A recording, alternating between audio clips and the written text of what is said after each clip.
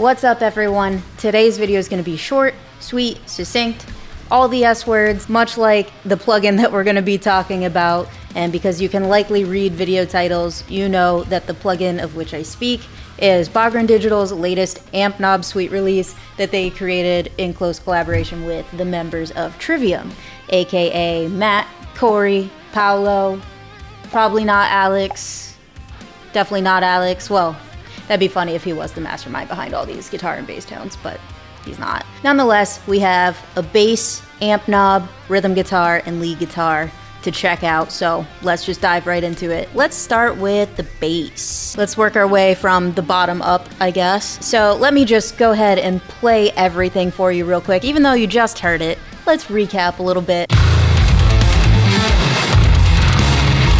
Okay, if my computer permits that. One more time.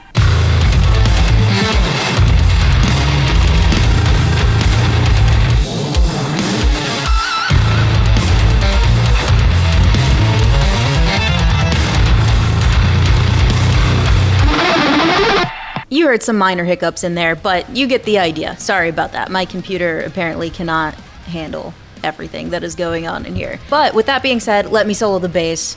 Those hiccups won't happen nearly as much if I do so. I'll solo all of the bass tracks. I have 3 printed DIs here. I used Submission Audio Gin bass, actually, I believe, for this one. Yeah, definitely Submission Audio Gin bass for this, not probably. I printed down 3 of the DIs that you can see right here, and then I processed each of these individually, so each one of these channels is giving us a little bit something different, allowing it to give us a nice rounded, full bass tone with lots of low-end punch and high-end clarity as well. So let's take a listen to all of the bass here.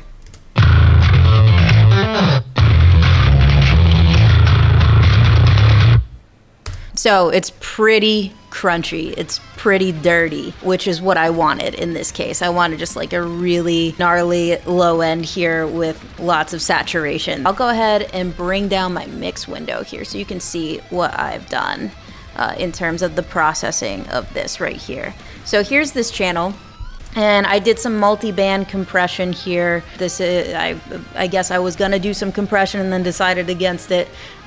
And then I have some EQing going on just to like tighten up that low end, get rid of everything below, you know, around like 40. So it's a pretty aggressive bass EQ here.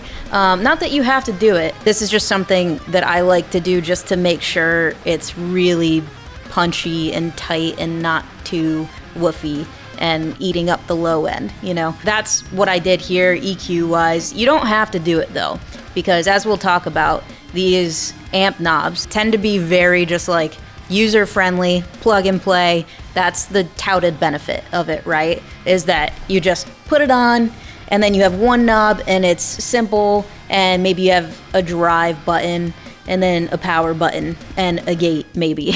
I just chose to do some extra stuff to it, because why not? You can see that I have the gain not super high.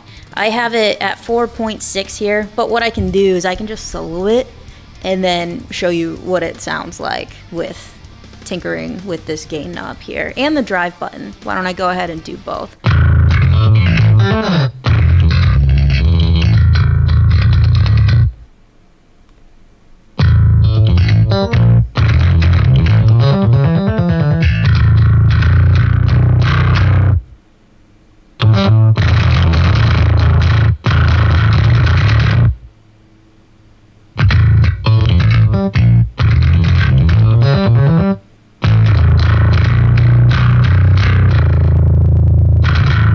So yeah, you can hear that around this 4.6 mark is where I found it to be the sweet spot. Why don't I go ahead and disable the multi-band compression, the EQ that I have, and basically everything except the amp knob. Let me show you how that sounds comparatively.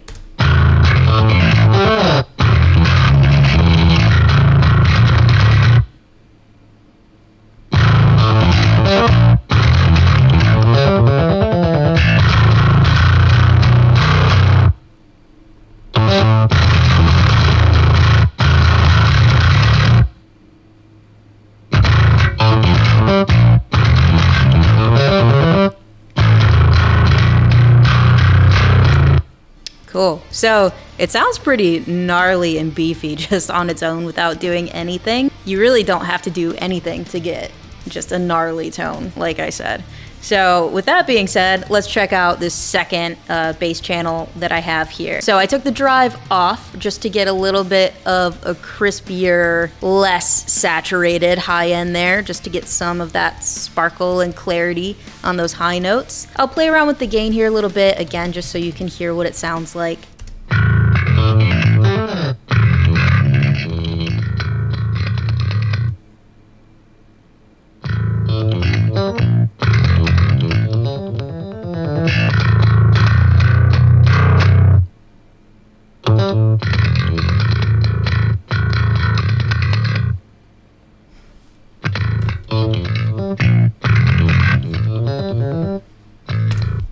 All right, cool, so that's what that sounds like. You know what I just realized?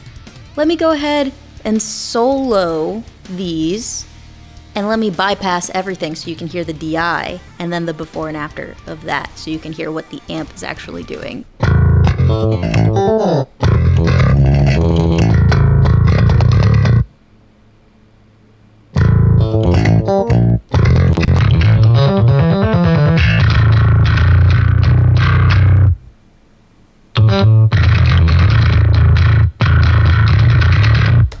Okay, so pretty substantial difference there with all of the processing plus the amp. You can hear that it just adds really, really nice saturation. I don't know why, but just the word gnarly keeps coming to mind, and I promise that's the last time I will use that word in this video. All right, you get the idea. That's what the bass sounds like, and that's what this Bassnob TRIVIUM plugin sounds like. I feel like that is a nice segue into the rhythm guitar tones, because we can hear how these two things blend together. Obviously, this suite was made, I would assume, with the intent of having people use all three simultaneously in a mix to have some sort of Trivium-esque mix-ready tones at their fingertips. Which is funny that I use it in this context because this is absolutely nothing like a Trivium riff.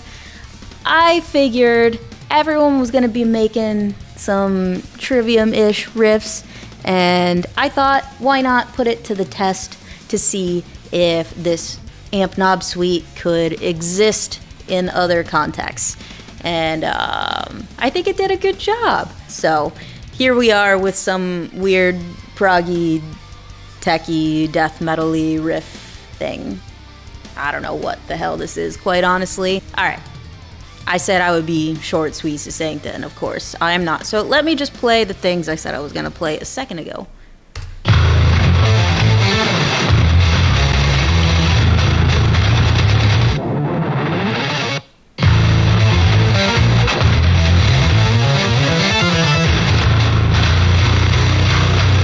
Yeah, those are some beefy guitar tones too. All right, so I'm gonna drop the bass here. And we're just gonna check out the rhythm guitars. So you can see I have some other processing going on as well, similar to that of the bass channels. So of course I have some compression here, and oh, I forgot to mention I'm actually using Neural DSP's Tom Morello plugin, and I have literally everything bypassed but the WAM pedal, and I'm just blending at about 50%, an octave lower. Just because I thought it sounded cool. Now, I also have some EQing going on, of course, which we'll talk about in a sec, and then this frequency sniper plugin, which is also EQ. And what did I do here? Oh, right, my favorite little revival plugin there. And then some sort of effect EQ that you heard when it was doing that fast run, that sort of low pass sweep. It's just bypassed right now. I have it automated to turn on during that section, and that's it. Okay, the thing we're here to talk about. This. Oh, it's up here. This. Again, super simple. Super simple rhythm guitar plugin. You got a gain knob. I have the gain at about 6. No, not about 6, exactly 6. It says right here. And I have the boost on, and of course the power is on. So what do you get with this plugin? You get those things I just listed, and then there's also a tuner, which is nice.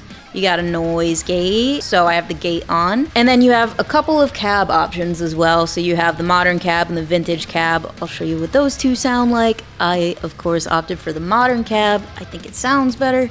And you can also load in your own IRs. It's simple, intuitive, but also gives you a lot of flexibility too. So it's sort of like best of all worlds if you want something that you just, you know, you just turn on and it works and it's there. And then if you find yourself having to tweak things a little bit, you can. Let's listen to me just sort of messing around with these settings that I was just talking about.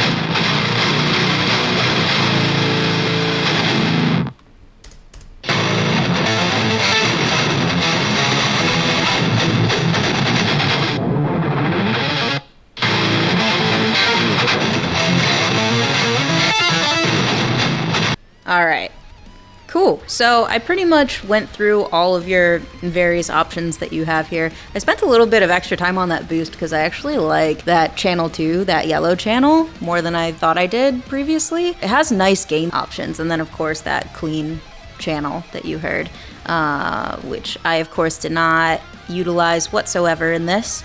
And that's okay. There you have it. There is the TRIVIUM Ampknob rhythm guitar plugin. And let's check out the leads now. So I'm gonna solo the solo. I'm gonna solo the lead guitar here. There are a couple more features in this that we have to talk about, so we might spend just a tad more time on this, but let's get into it.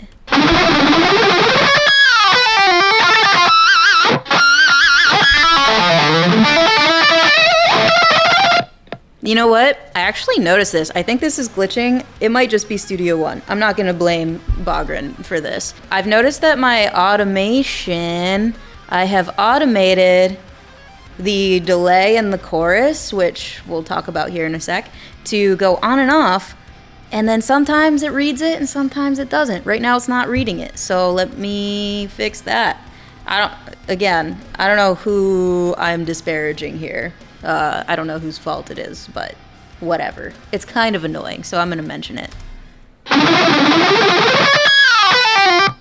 Yeah, see?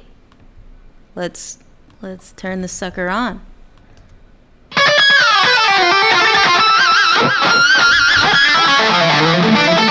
There it is. Okay, so the chorus and delay you just heard. Now let's see if it happens again. Okay, it's still there. So let's see. All right, now it's working. You just gotta wake it up a little bit, I guess. It's annoying, but whatever, it's working now. I'll stop complaining. Let's check out what's going on with this lead guitar here. Of course, I have just a little bit of compression. That's not that interesting. And then right into the amp knob. You can see that I have the chorus and delay disabled right now. As you just saw in the DAW, I was just automating it off for that first little run. I felt like it was just too chaotic during that really fast run that happens all by itself when all the other instruments drop out. So it's nice to be able to automate these things on and off. Let's just listen to it now that you have that understanding of what's going on here.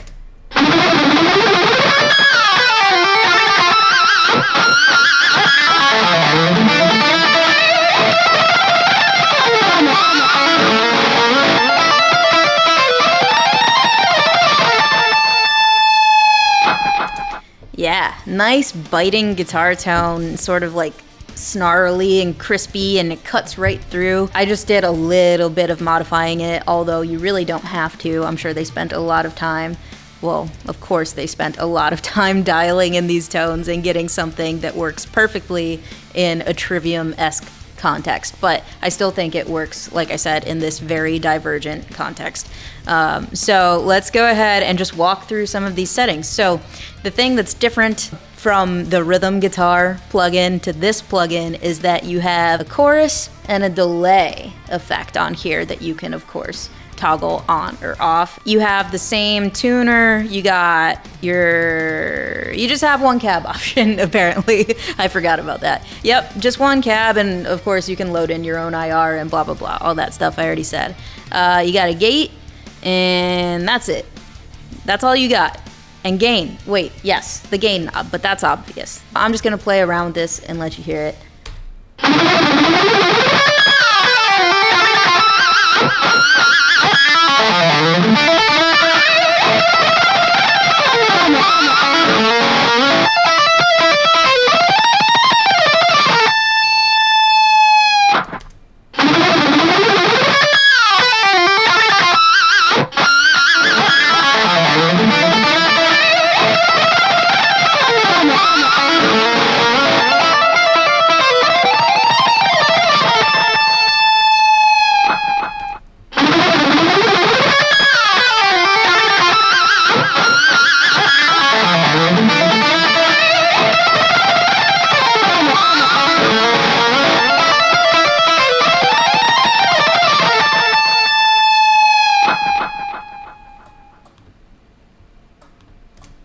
I think that's really it.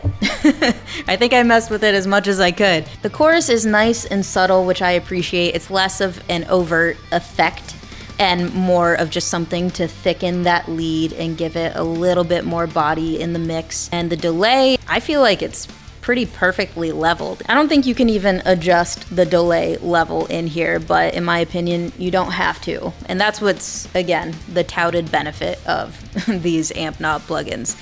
It does all of the thinking for you. It's like, nah, that's where the delay should be. Let's just leave it there. It forced me to not spend an extra 20 minutes dialing my delay in the mix 0.2% different either way. You know, we tend to waste a lot of time doing dumb shit like that. There you have it. I think that's it. All right, well, I hope you guys had fun. I know I did. That sounds so sarcastic. I hope you guys got something out of this video, and let me know if you end up getting this plugin and what you think of it. All right, I'm gonna go now. Bye.